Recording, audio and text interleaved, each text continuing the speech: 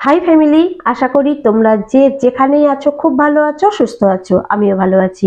গুয়াহাটি থেকে আমি মেহেক তোমাদের প্রত্যেককে আমার চ্যানেলে স্বাগত জানাই। আজকে আমি তোমাদের সঙ্গে কোনো ডেইলি ব্লগ শেয়ার করব না। আজকে একটা ছোট্ট স্কিন কেয়ার রেমেডি শেয়ার করব। তো তোমরা দেখো, আশা করি তোমাদের ভালো লাগবে। তো এই স্কিন কেয়ার রেমেডিটা বানানোর জন্য আমার লাগবে একটা আলু, আর লাগবে লেবু। এখান থেকে আমি 1 চামচ লেবুর রস নিয়ে নেব। আর লাগবে গোলাপ জল। তো দেখতে থাকো আমি কি করে বানাই। সব থেকে প্রথমে আমি এই আলুটাকে ছিলে নেব, মানে খোসা ছাড়িয়ে নেব।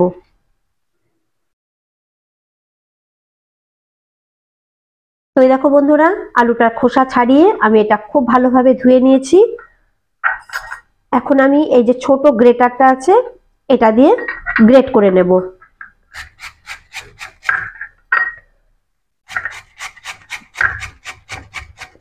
তো এখানে আমি পুরো আলুটা গ্রেট করে নিয়েছি।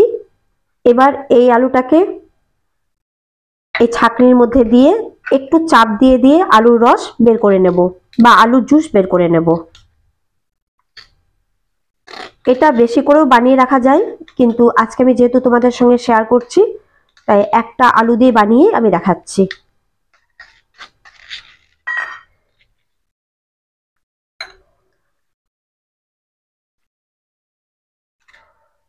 তো এখানে দেখো আমি আলুর জুসটা বের করে নিয়েছি। এখন এই আলুর জুসটা আমি এই বাটিটাতে নিয়ে নেব। 1 চামচ, 2, 3, 4, 5, মোট 5 চামচ আলুর জুস আমি পেয়েছি। এখন এর মধ্যে দিয়ে দেব আমি 1 চামচ লেবুর রস।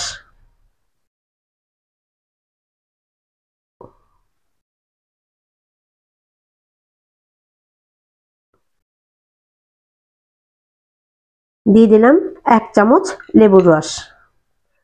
এটা খুব ভালো করে মিক্স করে নেব। এবার এর মধ্যে দেব আমি গোলাপ জল। এখানে আমি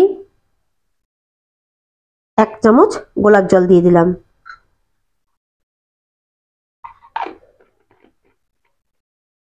এই গোলাপ জলটা আমি টোনার হিসাবে ব্যবহার করি। এবার এটা খুব ভালো করে মিক্স করে নেব।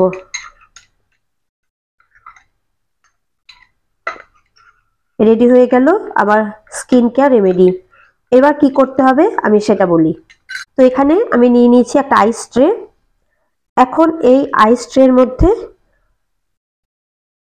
আমি 1 চামচ করে এই জুসটা দিয়ে দেব।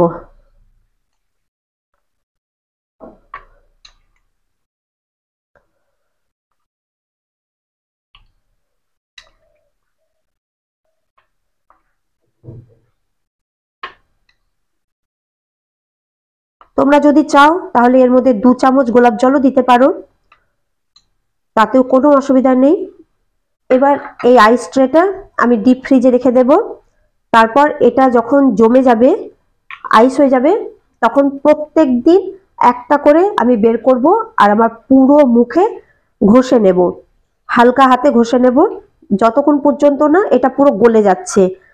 যে কোনো টাইম, সন্ধে হোক, সকাল হোক, দুপুর হোক, যে কোনো টাইমে মুখটা পরিষ্কার করার পর এটা দিয়ে মুখটা একবার ভালো করে ঘষে নিতে হবে, বা বলতে পারো পুরো মুখে হালকা করে এটা বুলিয়ে নিতে হবে।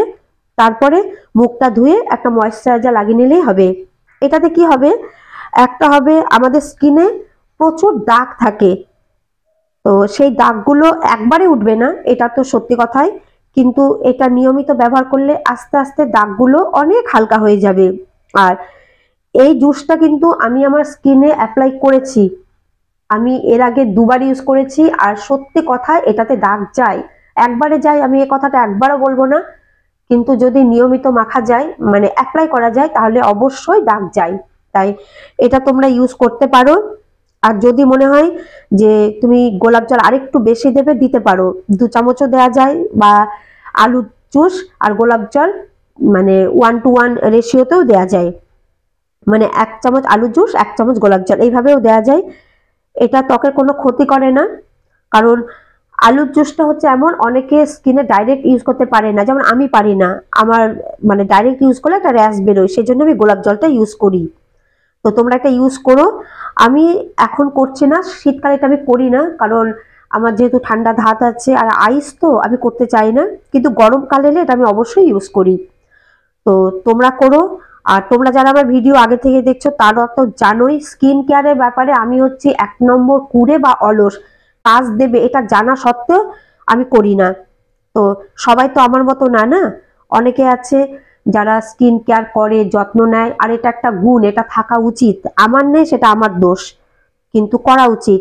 তো এটা এখন আমি ডিপ ফ্রিজে রেখে দেব, তারপরে এটা আমি ইউজ করব। আর যখন গরমকালটা পুরোপুরি চলে আসবে তখন আমি এগুলো পুরোটাই ভর্তি করে রেখে দেব। আর আমি ডেলি ইউজ না করলেও একদিন অন্তর একদিন ইউজ করি। তো তোমরা যদি পারো গরমকালে এটা বানিয়ে রেখে ইউজ করে আমাকে জানিও তোমাদের কেমন লেগেছে। আর এখানে যে গ্রেট করা আলুটা আছে, এটা কিন্তু আমি ফেলে দেব না, কারণ এটা তো খারাপ না, এটা থেকে খালি আমি আলুর জুসটাই বের করেছি। তো এটাতে কি করব জানো? দাঁড়াও দেখাই। এর মধ্যে দিয়ে দেব একদম ঠান্ডা, ফ্রিজের ঠান্ডা জল, নর্মাল জল কিন্তু না, একদম ঠান্ডা জল এটা। আর দিয়ে দেব এই যে লবণ, দিয়ে এটা এইভাবে এটাকে আমি আধা ঘন্টা রেখে দেব। এটা দিয়ে আমি বানাবো আলু ঝুরি ভাজা।